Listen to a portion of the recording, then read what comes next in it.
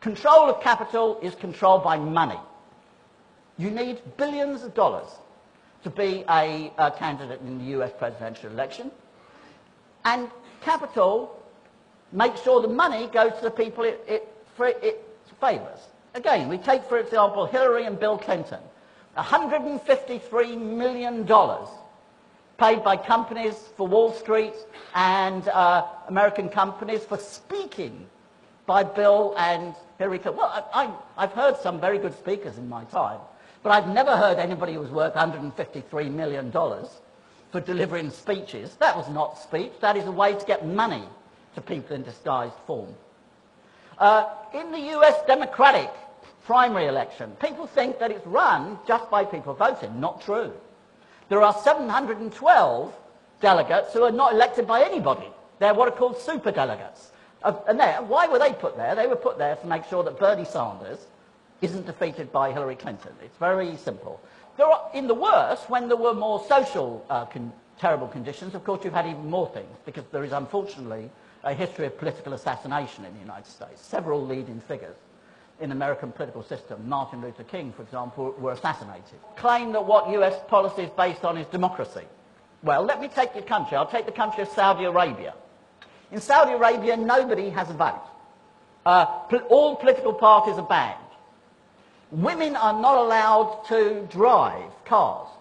Women are not allowed to travel without the permission of male relatives. Can you imagine this was Chinese women going to accept that they can't drive? That they can't travel without male relatives? This is totally undemocratic.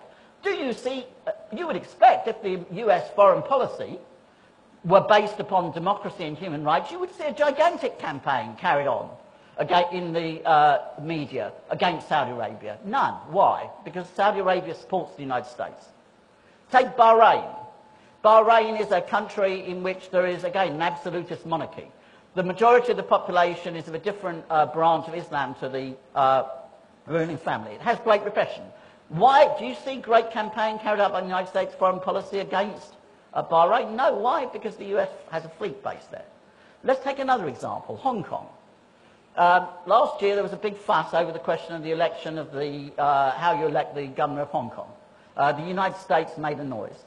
Britain ruled Hong Kong for 150 years and never allowed the election of the governor of Hong Kong in any way at all for 150 years. But there were no complaints which came out of US foreign policy.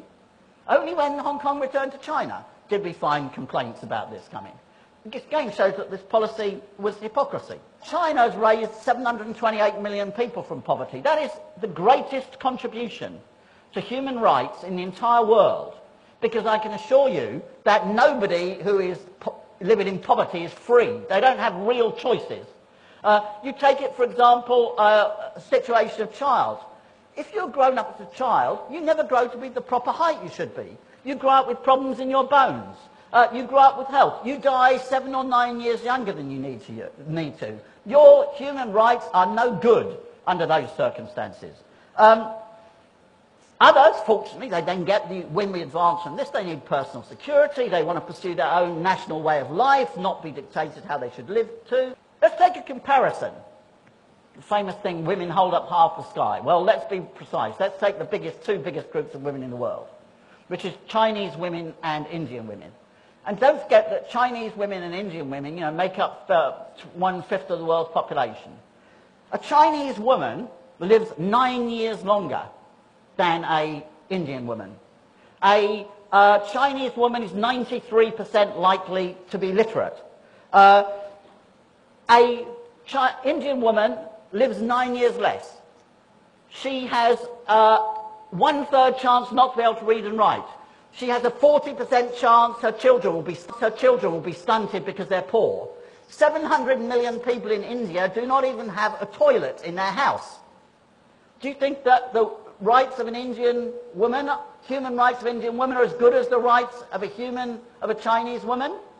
You tell the women of India that they could live 9 years longer, read and write, and not have their children be brought up in poverty, and they were allowed to emigrate to China, I assure you several hundred million people would quickly go north of the